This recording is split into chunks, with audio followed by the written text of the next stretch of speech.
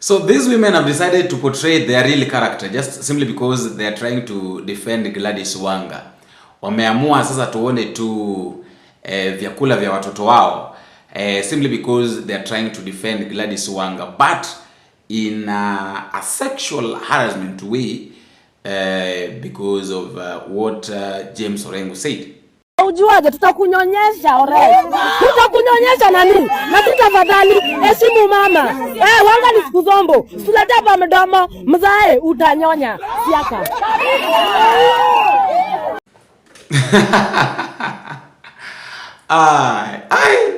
You know what is funny is that Kenyan politics sometimes normally becomes very interesting, especially when it comes to matters body insults, like body. Unapata watu wanaanza kutusiana, mtu anatusi body organs za mtu fulani, mtu anatusi body organs za mtu fulani.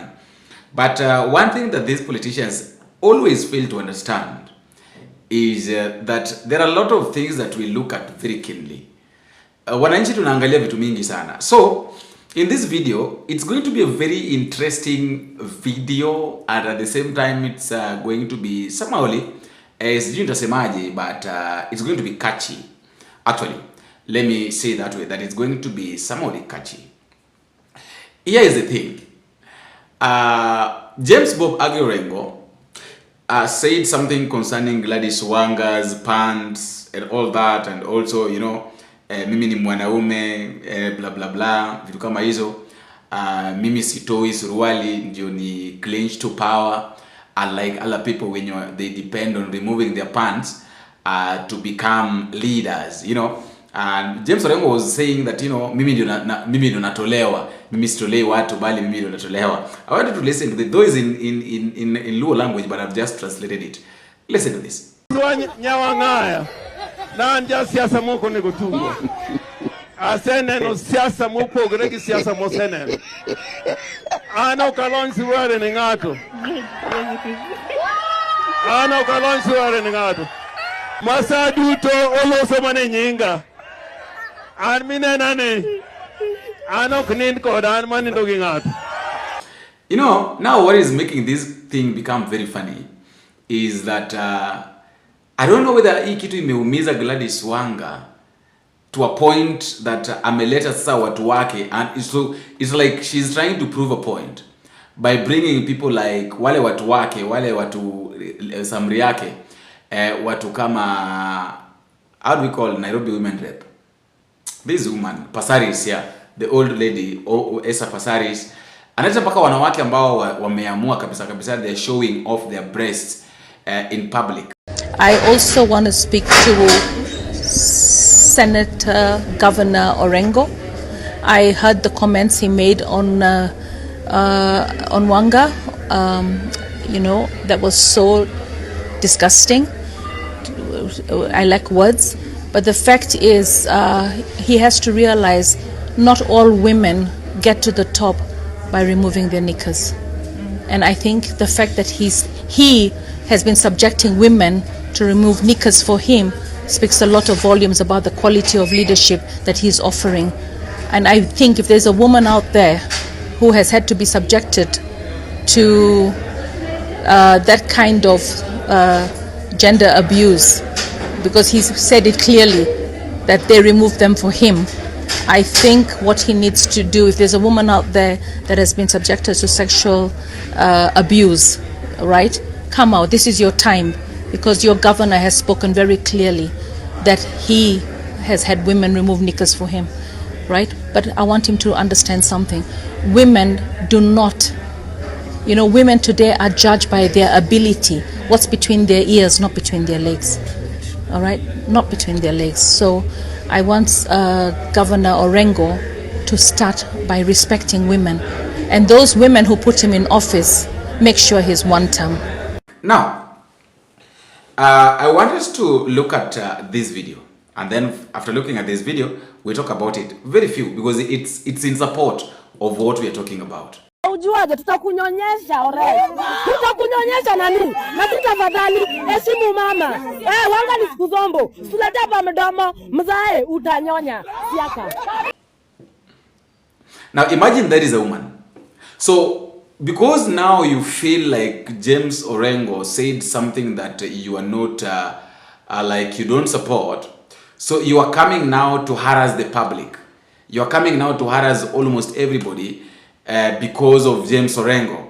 If you really feel like James Orengo anapaswa kunyonya matiti yako ama anapaswa kukunyonya, why can't you go to James Bob Agri Orengo and maybe give him your breast to suck? You know, these people, sometimes whenever they're doing these things, they really need to think deep. Wakati ambapo unatafuta watu ambao wanakuja kukutetea, because literally what is happening is that these women have come to speak on behalf of Gladys Wanga. Show us your friend and we'll tell you who you are. I remember back then when Gladys Wanga was really insulting James Orengo, saying that James Orengo ni mtu mlevi ambaye anatembea tu kila mahali akikunywa pombe. Orengo didn't respond. Little James Orengo didn't respond on that. So what is happening right now is that, you know, it's when now these people are really feeling like, you know, are really feeling like, oh, you know what? We really need to respond to this. But on a serious note, tuseme tu ukweli. You are a woman. And then, yes, your fellow woman has been. I don't, by the on a serious, by the tuseme tu ukweli. I don't see any insult here. See it in a support of Orengo's statement, but I don't see the reason, the need and the reasons why now women are supposed to come out to show their breast. Mtu ameamua anatoa mpaka anavua mpaka nguo, tunaona bra yenye amevaa ndani, amatiti yake anasema kwamba Orengo utanyonya. So for what? Mheshimiwa Mercedes Scholastica Mado, I am the MCA for Southeast Alego. I stand here also as the chairperson of the Women Caucus. And it's a sad day. It's a sad day for us as women of Siaya, women of Luo Nyanza, women of Kenya. We could not sleep last night because of the utterances of our own, very own governor, saying bad words against women, saying words that I cannot even repeat in public as a mother. We condemn the statement by the governor. We condemn the statement by any man who tries to belittle women leaders and leaders like everybody else. I am an elected leader, just like any other elected male leader. We here are elected leaders and we are equal to the task. We are leaders in our own right. We are qualified. We got elected by our people and we deserve respect. So irrespective of your political affiliation, we are condemning outrightly those utterances. There's nothing sexual about leadership.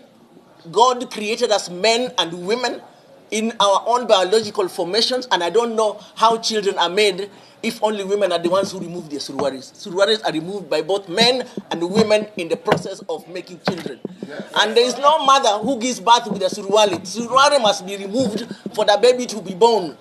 Please remember that. It's not because I'm a woman and I'm weak. That's why I remove my surwari.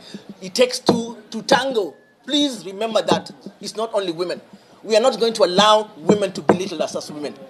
We are not going to allow senior.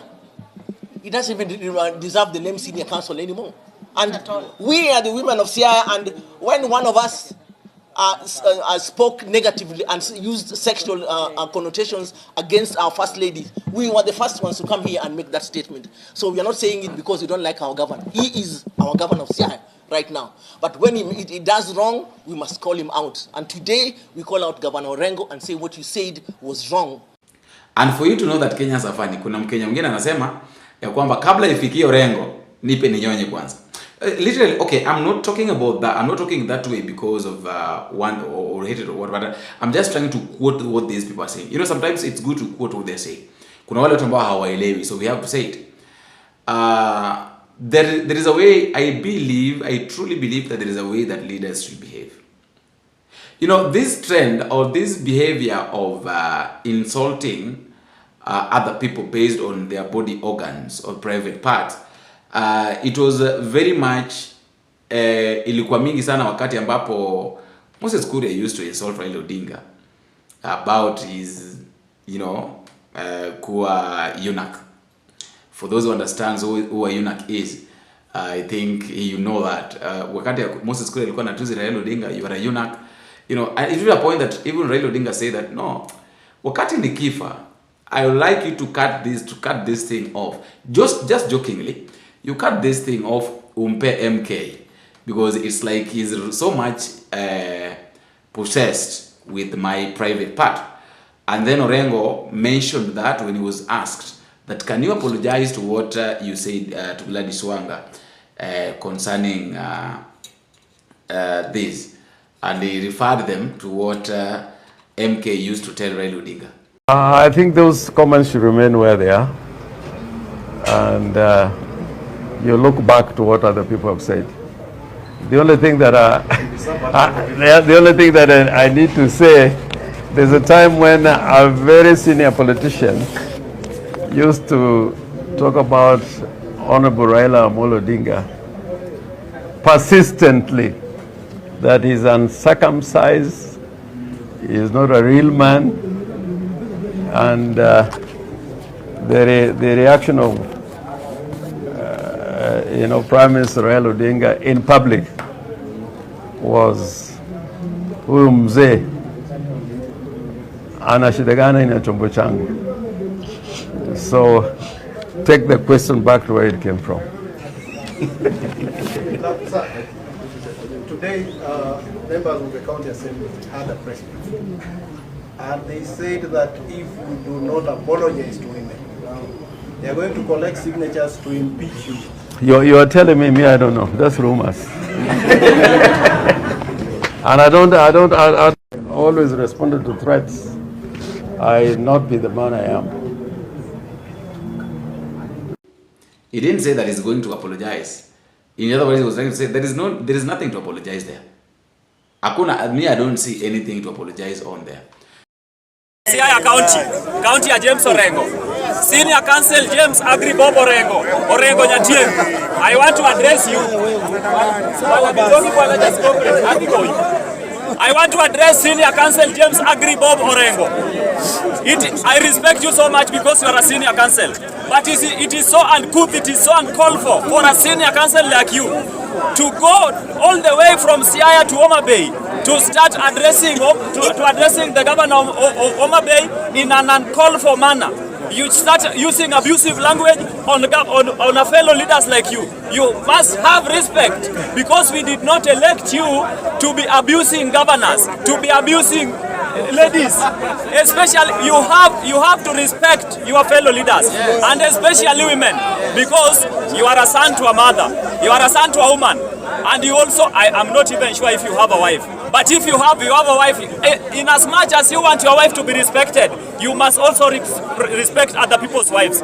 In as much as you want your daughter to be respected, you must also respect other people's daughters. Maendeleo imekushinda. Even Siriwa rice mill that a certain member from Alega Usonga has talked about here. Who is his name? Kota Gopes, saying that Siriwa rice mill was constructed by James Agri Orengo. That was a project of the William Samoei Ruto. You are waiting for the president to come and construct even Siriwa rice mill and even Mageta solar panel. The panel that is supplying electricity to over 60,000 homesteads. Instead of doing that as governors, as your fellow governors from Kiambu, Murang'a are doing, wewe kazi yako ni kutusiana na wanaume. Na kazi imekushinda, kitu umetuletea pale Siani town cake. I want to inform you, Mr. Agri James Orengo, that in 2027, if you don't recalculate, you are going home. We still love you, but we still believe in you. If you change your character, we can think again. But if you do not change, if you want to be abusing ladies, if you want to be using abusive languages, unaenda home. Let me tell you the reason as to why mimi niko tuta, because hiyo ilikuwa party ya tuta. Okay. As to why, because it was also another topic here of discussion as to why I'm supporting two-term. Mimi na support two-term because mimi nimeona maendeleo ya Rais William Samoei Ruto. Saizi mnajaribu kulaumu, mnalaumu William Samoei Ruto juu ya petroli, juu ya kuongezeka kwa mafuta. Kama tunataka kulaumu, tuanze kwa Moi, tuanze kwa Kibaki. Let me inform members that hii maneno ya mafuta, kama mnataka kulaumu mnaanza na Moi. Let me inform you that Jomo Kenyatta aliacha mafuta ikiwa shilingi 3. Yes, lawyer. Moi akaipandisha mpaka 54. Kibaki Moi akaacha kwa 54. you make noise. Ya Ruto ndio ikipanda mnapiga kelele. Kwani mlikuwa mnataka ipande kwa 180 na iwache kwa 180? Respect William Samoei Ruto.